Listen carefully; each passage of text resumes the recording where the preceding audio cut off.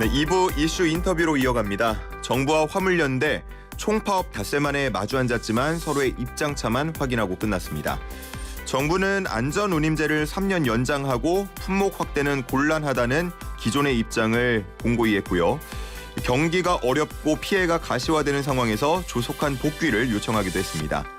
그리고 화물연대는 업무 개시 명령 철회와 안전운임제 일몰제 폐지, 또 품목 확대를 요구했는데요. 정부와 화물연대 내일 다시 만납니다. 대화를 계속 이어가기로 했지만 지금 평행선을 달리고 있어 보여서 양측의 입장을 조율하기는 쉽지 않아 보입니다. 이런 가운데 서울교통공사 노조는 내일, 또 철도 노조는 이번 주 금요일부터 전면 파업에 돌입합니다. 관련된 이야기 이데일리 최훈길 기자와 함께 짚어보겠습니다. 기자님 안녕하십니까? 예, 안녕하십니까? 네. 자, 오늘 얘기를 쭉 나눠볼 텐데 먼저 화물연대가 지난주 목요일이었습니다. 24일 0시부터 파업에 들어갔고요. 어제 정부를 만난 자리에서도 계속해서 요구사항을 얘기하고 있는데 요구하는 사안, 주요 내용들이 어떤 겁니까? 예, 지난주부터 이슈가 된 거를 쭉 한번 정리해 드리겠습니다. 예. 요구사항은 크게 두 가지인데요. 화물연대가 요구하는 사항은 첫 번째 사안은요, 안전운임 일몰제 폐지입니다. 안전운임제라는 거는 우선 간단하게 말씀을 드리면, 예. 과적이나 과속을 막기 위해서 화물 노동자들의 최소 임금을 보장하는 제도인데요. 예. 이 제도가 다음 달에 일몰이 돼서 종료될 예정입니다. 화물연대 쪽은 이렇게 종료하지 말고 영구적으로 좀 시행하자는 그런 주장을 하고 있고요. 예. 두 번째 요구사항은 안전운임제를 전 차종, 전 품목으로 확대하자는 그런 내용입니다. 현재 안전운임제는 수출입 컨테이너나 시멘트 품목에만 제한돼 있는데요. 이를 철강제나 자동차나 위험물이나 사료나 곡물이나 택배 등으로 좀 확대를 요구하는 입장입니다. 이것에 대해서 좀 정부 여당하고는요 다른 입장인데요. 정부 여당은 안전운임제를 3년은 확대 3년을 좀 연장을 하되 예. 그 뒤에는 이제 일몰하자는 입장이고요. 예. 품목 확대는 안 된다는 입장입니다. 그렇군요. 알겠습니다. 안전운임제에 대해서 한번 짚어주셨는데 앞서서 말씀해주신 최소 임금을 보장하는 제도다 이렇게 표현을 해주셨습니다.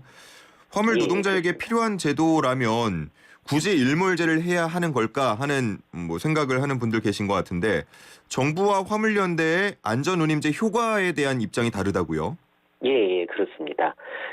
요 입장에 대해서는 정부 쪽에서는 일몰하자는 입장이고 예. 여당도 국민의힘도 그렇고요. 노조 쪽에서는 연장하고 확대한다는 입장인데요. 예. 아까 안전운임제에 대해서 간단히 설명드렸지만 조금만 더 이제 길게 좀 구체적으로 설명을 해드리면은요. 예.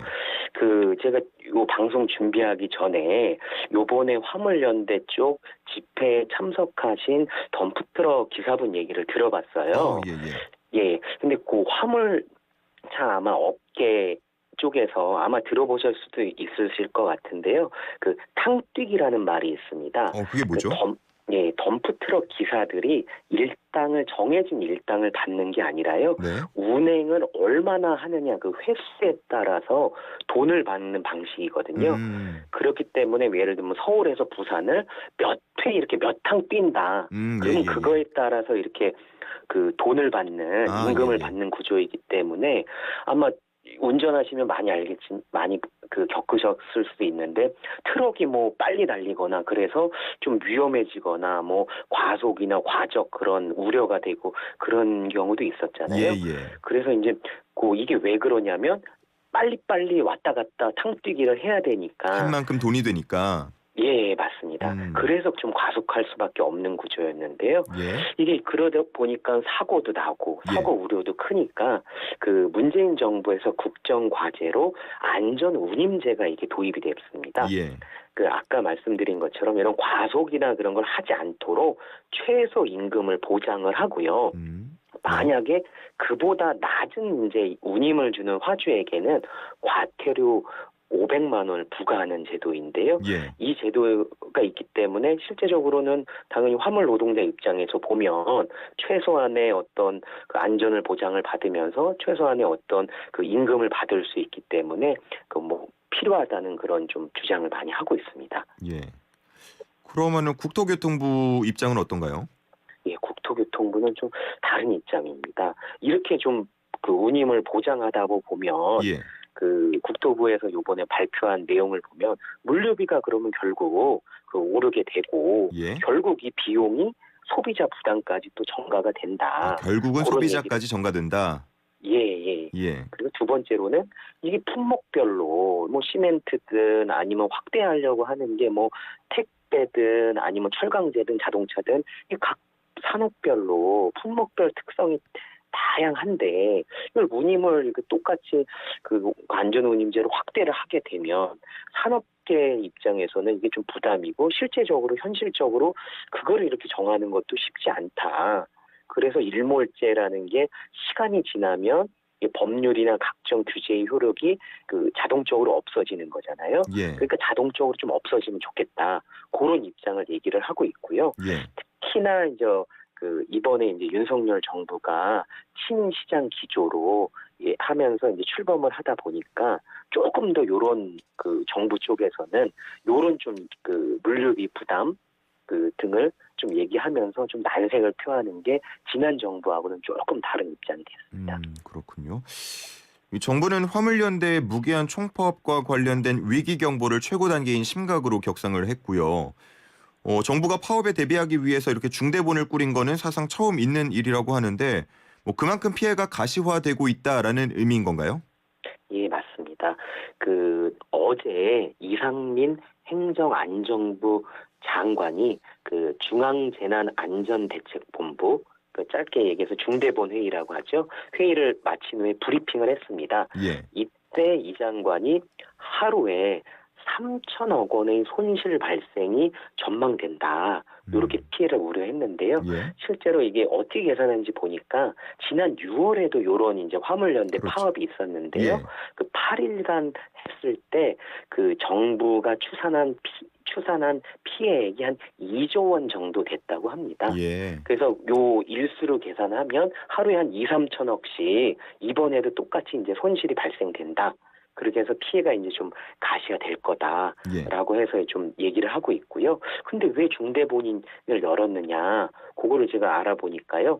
국가 핵심 기관이 마비됐을 경우에 지금 중대본이 그 가동이 될 수 있고요. 예. 요런 뭐 코로나19나 이태원 참사와 똑같이 지금 정부에서는 요런 물류 대란도 똑같은 사회재단이다. 그렇기 때문에 단계적으로 조치하는 게 필요하다. 해서 지난 14일에 주의를 했고 파업 전날에는 경계 그리고 현재는 이제 심각 발령을 좀 내린 상태라고 합니다. 예, 그렇군요. 조금 전에 들어온 소식을 보면 윤 대통령이 시멘트 운송 거부자에 대해서 업무 개시 명령을 발동했다라는 내용이 있던데 업무 개시 명령에 대해서도 좀 설명을 부탁드리겠습니다. 예, 그 오늘 10시에 국무회의에서 그 이와 같은 그 업무 개시 명령 발동 입장을 밝혔는데요. 예. 지금 방금 들어온 소식을 그대로 말씀드리면 시멘트 분야 운송 거부자에 대한 업무 개시 명령을 발동한다. 제 임기 중에 노사 법치주의를 확고하게 세울 것이며 불법과는 절대 타협하지 않을 것이다. 라고 했는데요. 지금 딱 11시 15분에 그 관계부처 합동 브리핑이 지금 진행이 되고 있습니다. 예, 똑같은 이제 구체적인 이제 그 업무 그 개시 명령에 대한 설명이 될 그 설명을 할 것 같은데요. 업무 개시 명령이라는 게 사실 향후에 이제 주목해서 보셔야 될 키워드인데 제가 이걸 찾아봤어요. 어디에 나와 있는지 보니까 화물 자동차 운수 사업법 14조에 보면 업무 개시 명령이라고 나와 있습니다. 그 내용을 제가 한번 말씀을 드리면 어떻게 나와 있냐면요. 운송 사업자나 운수 종사자가 정당한 사유 없이 집단으로 화물 운송을 거부해 국가 경제에 매우 심각한 위기를 불러오거나 초래할 우려가 인정할 만한 상당한 이유가 있을 때 국토부 장관이 업무에 복귀하도록 내린 명령이다. 뭐 쉽게 말씀드리면 그러니까 강제적으로 그 운송을 하도록 그렇게 명령하는 예. 그런 좀 조항이라고 보시면 됩니다. 음. 요거는 국토부 장관이 자의적으로 명령을 내릴 수는 없고요. 예. 국무회의 심의를 거쳐서 발동이 되는 건데요. 제가 조금만 더 말씀드리면 네. 그럼 향후에 어떤 일이 벌어질지 제가 좀 알아봤어요. 예. 그러면 운송기사는 이 개시 명령이 발동이 되면 업무의 이 운송 내용에 대한 걸 받는 즉시 업무에 즉시 복귀해야 되고요. 네. 이를 거부하면 30일간 면허 정지 또는 면허 취소 처분이 내려진다고 합니다. 아, 그렇군요. 근데 이 화물차 기사분들은 어디에 특별히 고용이 된 상태가 아니고 보통은 특고나 자영업자 형태잖아요. 예, 그렇습니다. 그러면은 이 명령서를 전달하는 것도 쉽지 않을 것 같은데요. 예, 거주지나에 따라 어디 하나에 소속돼 있는 게 아니기 때문에 예. 어려울 수 있고요. 또 하나는 화물연대 측이 법원에 이 같은 업무 개시 명령에 대한 무효 가처분 신청을 지금 아하. 검토하고 있다고 합니다. 예. 그러니까 아마 바로 이걸 한다 하더라도 법원에서 가처분 신청 결과가 어떻게 되느냐에 따라 예. 이게 과연 그럼 발효가 되느냐 마느냐 그게 좀 결정될 것 같습니다. 그러겠네요. 일단 상황을 조금 더 지켜보겠고 앞서서 말씀해주신 지금 경제부총리 브리핑 내용은 저희가 들어오면 정리가 되는 대로 다시 전해드리겠습니다. 그리고 이렇게 되면서 주유소에 기름 대란이 발생하는 거 아니냐라는 걱정 목소리가 나오던데 실제 그렇습니까? 예, 맞습니다. 지금 인터넷에서 기름 대란이라는 키워드로 쳐보셔도 많은 기사가 나오고 있는데요. 예. 이게 어디에서 먼저 얘기가 나왔는지 제가 찾아보니까 그저께 박일준 산업통상자원부 2차관이 요 현장 관련된 현장을 방문했습니다. 거기서 어떻게 얘기했냐면 파업이 장기화될 경우 판매량이 많은 주유소부터 점차 재고 부족 현상이 발생하고 있다. 요렇게 말한 뒤로 이게 그러면 이제 기름이 이제 동나는 게 아니냐. 예. 그런 이제 우려를 담은 기사들이 많이 나왔는데요. 실제로 현장을 얘기를 들어보니까 한국주유소협회 쪽에 알아보니까요. 현재는 이제 대부분의 주유소가 통상 한 2주 정도의 분량을 확보한 상태라고 합니다. 그래서 당장 이번 주에 기름이 부족하기 때문에 주유소 가서 기름 넣고 그렇게 하진 않으셔도 되는데요. 예. 그 협회 쪽에서도 얘기하는 게 그래도 이번 주가 지나가고 다음 주 되고 이렇게 되면 대부분의 주유소들 중에 많이 이렇게 또 주유를 하시는 그런 또 주유소가 단골집이나 장사가 잘 된 집이나 그런 집이 먼저 이렇게 좀 기름이 동날 수도 있고요. 그래서 다음 주서부터는 빠르면 재고가 소진될 수가 있다. 예. 그래서 좀 다음 주가 되면 파업이 다음 주에 이어서 계속하게 되면 이런 기름 대란까지 나는 거 아니냐 하는 우려가 증폭될 것으로 보입니다. 예. 그 전에 좀 잘 해결이 됐으면 좋겠는데 내일 다시 만난다고요? 예, 그렇습니다. 예, 입장 차이를 좀 좁힐 수 있겠습니까? 내일 정부 세종청사에서 2차 교섭을 하기로 했는데요. 1차 교섭이 어땠는지 먼저 설명해 드리면 어제 만났습니다. 화물연대랑 국토교통부 간 첫 대화의 자리가 있었는데요. 양측 입장이 팽팽하다 보니까 서로의 입장차만 확인하고 빈손으로 돌아섰습니다. 그래서 대화가 좀 시작부터 겉돌았고요. 화물연대는 안전운임제 대상 품목 확대 및 일몰제 폐지를 요구했고 정부는 수용분과 입장을 재확인한 상태인데요. 지금 현재는 내일 2차 교섭을 진행하기로 했는데 오늘 이제 윤 대통령이 이제 불법과는 절대 타협하지 않을 것이다. 라면서 이제 업무 개시 명령을 발동했기 때문에 현재 이제 전문가들 입장에서도 보면 내일 교섭이 쉽게 이렇게 타결이 되는 게 어렵지 않겠느냐 하는 전망들이 나오고 있습니다. 알겠습니다. 그런데다가 이제 이를 바라보는 분들은 또 걱정하는 게 지하철과 철도도 파업이 예고돼 있지 않습니까? 예, 그렇습니다. 엎친 데 덮친 격 아닌가 하는 생각이 드는데요.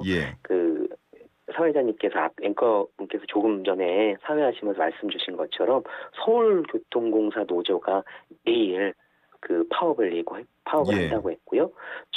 전국 철도 노조가 이번 주 금요일 12월 2일 날 파업을 예고한 상태라서 민주노총 산별 노조를 중심으로 노동계 쪽에 올겨울 파업이 계속될 전망인데요. 그럼 서울교통공사가 노조가 파업하면 어떤 영향인지 보니까 서울교통공사 노조가 서울 지하철 1-8호선하고요. 예. 9호선 일부 구간 그러니까 신논현에서 중앙보훈병원 그 사이 그거를 운영을 하고 있으니까요.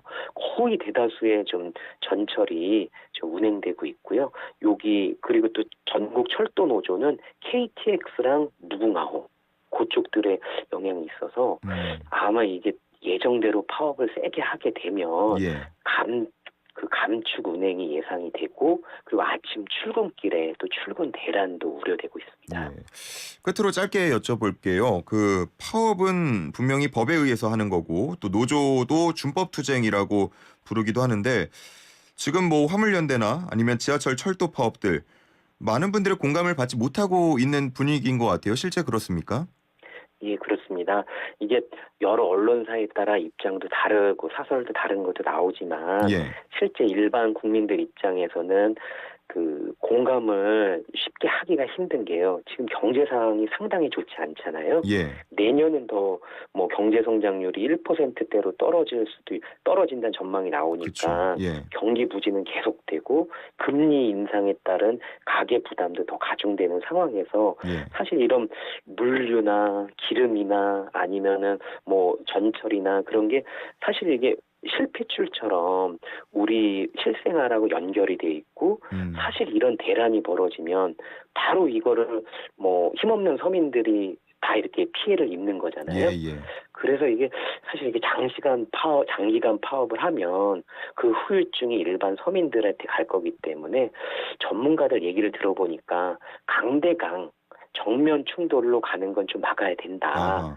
그래서 좀 정부가 법과 원칙에 기반해서 접근을 하되 그래도 또 열린 자세로 해서 대화 창구를 만들어가서 이걸 빨리 좀 해결할 수 있도록 예. 타협점을 좀 만들어가고 노조도 엄중한 좀 경제 상황을 감안을 해서 집단 이기주의로 좀 가지 않도록 좀 적절한 타협점을 국민들을 위해서 좀 마련해야 된다. 그런 좀 지적들이 많이 나오고 있습니다. 알겠습니다. 내일 다시 만나는 자리에서 어떤 이야기들 나오는지 기대하고 기다려 보겠습니다. 자, 오늘 여기까지 듣겠습니다. 고맙습니다. 감사합니다. 네, 지금까지 이데일리 최훈길 기자와 함께했습니다.